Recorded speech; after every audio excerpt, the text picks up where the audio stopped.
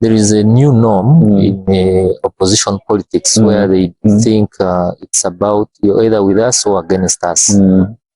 So they're always right and you're wrong. You cannot, they forget that democracy is about tolerance of ideas. Another issue I'm seeing, a certain trend, especially this year election from Cameroon to Tanzania in particular, and Uganda I'm seeing, even Kenya, I see that was the fundamental reason for that protest. Innocent people die in Kenya. It's like we have built a culture that opposition is always right. It's the kind of culture we are building. You see that opposition will provoke government or security agencies and responsibility. Everybody is on the incumbent government. There is a new norm in opposition politics where they think it's about you're either with us or against us. So they're always right and you're wrong. You cannot, they forget that democracy is about tolerance of ideas. So you must have a debate, create spaces where people debate, then you form public opinion. The public opinion may not be in your favor, may be in an candidate X, so that's what democracy is about. But for them, because someone has stayed in power, or a party has fronted a person who is old, who has been around for some time, then you're unpatriotic. You actually don't love the country, or you don't wish well. That's wrong. Because of the personality, not the ideas or many policies. Discuss real issues, let youth decide whether, and let them form opinions based on what is presented to them. But you denying them the chance and making them look bad because they don't support the new norm, then it's not right. It's not right. So that's what has been the main problem. And so what the opposition has done is, since there are no ways of easily finding an alternative or winning an election, so they create scenarios where they have altercations with the police, to get popularity. Because now if you hit the streets because you feel the election is ceremonial, definitely the state apparatus will come in, and the state is the only one that is the state, the army and police are they have the responsibility. They have the mandate to make you do what you not have loved to do. So if you want to go and protest, definitely they will put you in order. Maybe the other issue is now they again, after creating such a scenario, they say, you see, the army is not with us, forgetting that they have to create order. Order comes first. Normally, they don't tell people what they have done to get the army respond to them or that way, or police. They always feel like for them, whatever they do is right. Like it's very selfish position. And the Ugandan president is a bit amicable. Because he's a person who has worked with the opposition for long. Many people have crossed over. So we may not have, because as I told you, it's a process. Have structures. Concentrate building the party and they have a good manifesto that attracts the youth. But now you're creating a message of, you have messages of division. So they tend to limit the chances. The chances. But once he works on those, I'm sure he can push towards a collusion, or somehow he can work with government. It's not a must that he should work with government, but let him respect the rules of the what that are before him, and then we shall have a real democratic process. But you having those flaws and you think, and then you're demanding and you're claiming there's no democracy, then I think those are double standards. That's your double standard. Yes. Apart from, it's not even only the candidate. If you observe Tanzania, like that's where I'm just going to say Tanzania situation, how they take that kind of radical position, so that tolerant any other thing. Your position, you are campaigning all the 2 years. And they didn't stop you campaigning until the electoral commission brought a guideline for the elections for Tanzania. And you said the way the guidelines are, you will not contest because you are looking for radical reform that you didn't get. Fair, that's your choice not to contest. But you went out to also say that if you didn't get that reform that you're looking for, there will not be elections. That's where the real problem started. So because you didn't get your way, you want to disrupt the whole country, take the whole country to ransom. That's why they arrested him. So people, but outside the Kingdom President Samuel who banned him, they didn't ban him. You say you will know you want reforms, you don't. So if you don't get the reform, you will not. That's your choice. But trying to bring division and create problem, no serious country will accept that. When they arrested him, his people went to organize the youth. They will not be like even this team. Some of the people in Kenya supporting the so-called democracy activism, they would never be electing Tanzania with that man. Who stopped him not to contest? He had his own decision. Now election day, a group supporter went out there to disrupt election. Started banning people who supported Samia, banning their business, their property, and destroying public properties. And the impression created by the international community and outside that Samia to blame on him for killing people. Let's be honest of ourselves. Which society in this world will accept election destruction and burning of people properties and public property? So actually, what we see is I had actually talked about it earlier. The opposition tends to look for alternatives to the election. They say, okay, the likelihood of us winning is very low, very minimal. So this creates a scenario where, of course, they look at other countries. Like now, Bobby Wine has been referring to Madagascar. That's why I was saying some of these leaders, they are not, because you need to look at the Madagascar issue and the Uganda issue is different. Dynamics, the contest. And the state is very strong. For us, even the spaces, you cannot easily, like now if we are to be more than 10, you must ask for permission from police. You go report yourself, you say, by the way, I'm planning to have something here. Is it political? You saw the gentleman asking us, what are we doing here? So that's how controlled it is. So also, how strong is your state? And there is no way they are going to allow. They have tried since 2011. But what I'm trying to say is the system is so strong. Yes, the opposition tends to look for alternatives. And in the end, it is actually the people who end up losing their properties, their lives. Those are usually what actually amuses me is you find there are 2-3 people trying to determine the lives of all their citizens. Whether they lose property or they die, you're just fighting for 2 people. Why don't they give them put them in a room so that they sort themselves out? It's not right. It's not right. Like you see in South Sudan, you have 2 leaders and they are the ones deciding the fate of South Sudan.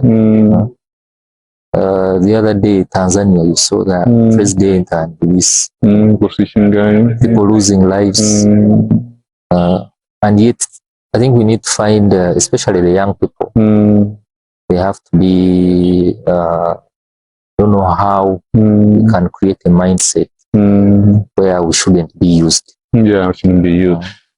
Politicians use us for a season. They dump you. Then after the election, you're back to where you were. Some of your friends are dead, others are in jail. Of course, I'm not saying we shouldn't fight for our rights, but we can find ways of doing that. Because first of all, it's like having a giant man and you're very small. But somehow you create an illusion in your mind that you can beat him. You pay the price heavily. So I think we need to think outside the box and say, no, I like that point. We don't need to confront, be used by especially politicians. Because some of us have families. You have a young family. And what shocks me in this country is the opposition politician. For him, at the end of the day, he will go back to his family. But the foot soldier, the youth, they are in jail. Or you're beaten up and injured. But maybe because you go make noise on the stage, that's okay for them. You make noise, but you're in jail, and that will not change anything. Yeah, so we shouldn't have this toxic politics. We have to find a way of especially sensitizing the young people. And also finding means, because you don't have to burn your road, burn buildings, loot shops. You can make a point.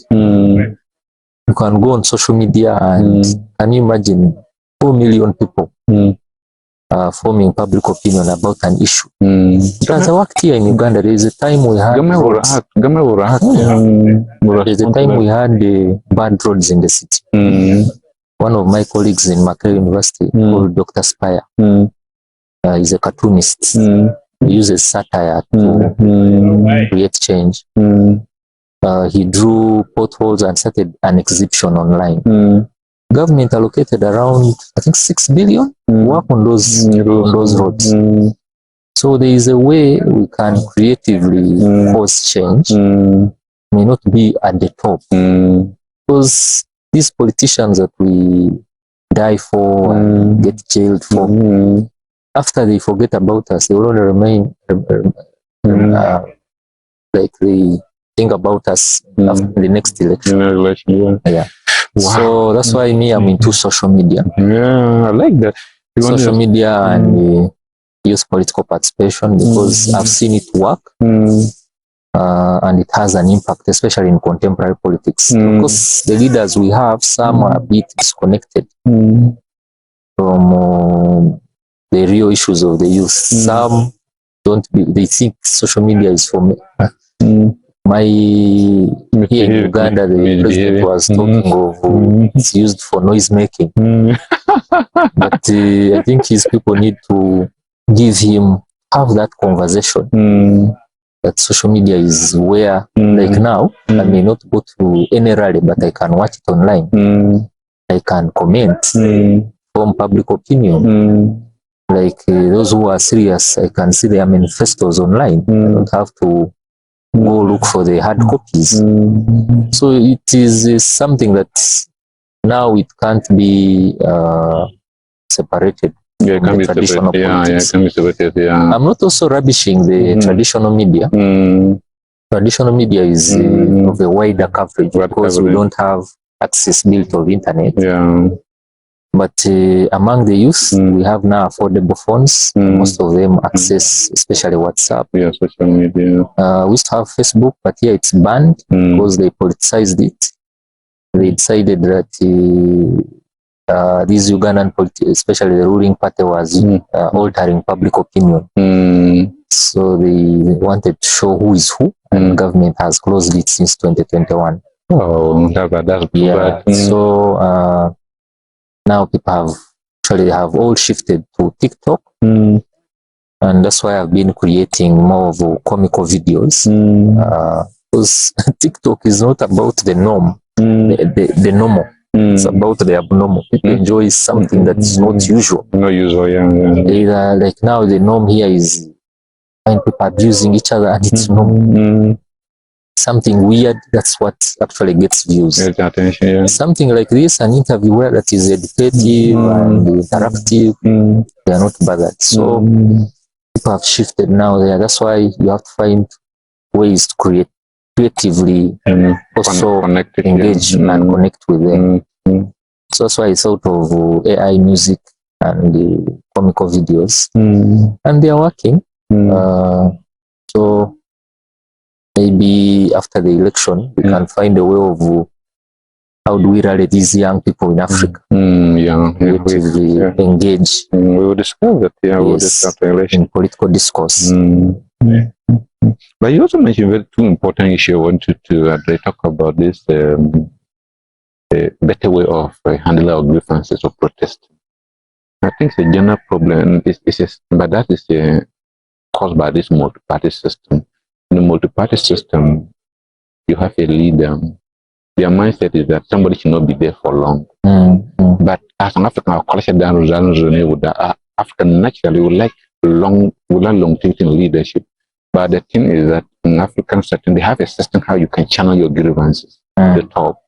So I think we need to inculcate our culture into this. And this system is not ours. It's say by somebody, this governance system and this party system. But like I was saying, we need to find a way of channeling our grievances for government address. We can even they can call for sit down talk the dialogue. And these are our challenges. Let's be real. But this system we are practicing now is like, no, I will not help you succeed. Let me bring you down. You lose. I come in there. That's a selfish foundation. Are you getting it? I'm not interested in you solving the problem. Get out there before I come in there. If not, if we are to support yourself, then there's no need for me to come. But I want to be in power. The bottom line is be in power. So it's not even only genuine grievance. Even they can sabotage you just to be there. See, that's the game is. That's a very complex. And I think the problem is the system of multi-party democracy. See, one of the key ingredients of leadership is experience. Let's use Ghana as an example. Ghana is a leader in this system. Ingredients of a leadership, good leadership experience. Why do you put down limit on some such a system that you go 8 years, second time you must go home, somebody else must? How does that benefit ordinary people? I think just benefit political class of changing so people become president. But it doesn't, you ask yourself, if you find a good leader who's doing well, why the sense of changing him to try somebody you didn't know that? Maybe I'll start with what you talked on first. Why do people prefer it's either me or no one approach? I think that's a very wrong approach, especially for the young people, because when you look at what has been invested in the country, these old leaders are not here for a very long time. So would you go back to scratch? Because at the end of the day, it's us to pay the taxes, to rebuild. So we have to, I think, start having a better approach of dealing with the grievances. Yes, there are those who are benefiting now. How do we find ourselves? Because sometimes I talk to young people and I ask them, are you mad that there's corruption, or you're mad that you're not part of it? And most times the truth is because they are not eating, so they are not part of it. Exactly. It's not that they are angry because there's corruption. So that approach needs to change, especially if we are looking at long term. And we need to, as I said, we need to creatively find ways of putting pressure on leaders, especially the elderly. Because if it is a hospital, there is no medicine in hospital, we can make noise on social media. Fix it. For those who have spaces where they can assemble, let them assemble until services are change. But if the spaces are restricted, we can still make some noise on social media and see. And also the young people should find a way of being part of the decision-making process. We may not, because we may not have the means. Like now, you cannot say, I'm Bobby Wine. After an election, I'm going to protest in Uganda. How? It is a strong state. But can rally young people to social media to deal with specific issues? As long as there's public opinion and it is formed, have 4 million people having the same view that this is what needs to be done. Our health system has an issue, it has to be sorted. I'm sure the people will listen. I like that. Rather than you storming the streets and even destroy what is there already there, the minimum that is there. So I think we need to find a way of handling these issues, because Bobi Wine is still a young man. You never know. 20 years from now, as long as we have progressively work on the system, maybe have an independent electoral system, call for electoral reforms, because it may not, if you say 5 years, it is too soon, it may not be achievable. But if you have a 15-year plan and find a way of achieving that, it's more feasible than what you're saying. I want it now.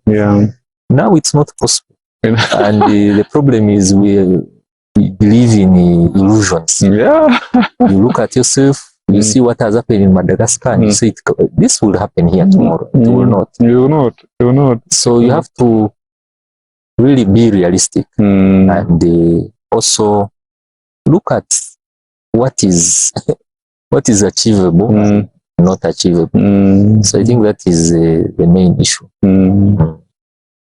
When you come to the leadership, I was talking about experience and where we put this term limits, put Ghana 8 years, movement, Kenya 10 limits like that. Is that really benefiting Africa? Because after doing, there was still no seeing improvement. Leadership quality is still falling. The leadership governor we are seeing is still not having the people interest upon putting the term limits on them and other things. What do you see? I think it's circumstantial because, like now in Uganda, if you look at people who give opinions, these are more of singers who are not even political. You have people who make noise on social media. These are now the political analysts. Like now, Bobby Wine is a singer. When you look at his background, did the music, dance, and drama. I'm not saying a person like that doesn't qualify, but the circumstances dictate you need someone who is politically knowledgeable, but also connected, because you need the state apparatus. Understand the system. Have you been part of the civil service or some of these real power brokers? Power brokers. You cannot just come because you're a celebrity and you think you run a country. It's not possible, and we are not being realistic. That's a capacity problem. Maybe like the General Montus, they have been part of the system. They are Mama and Babazi's. So that's the point. Circumstances. When you have such a scenario, that's why they will keep voting in President Museveni, I think, because they look at the alternatives. You can't understand them. Politics. First of all, they are also not connected to the real power holders and brokers. So it's just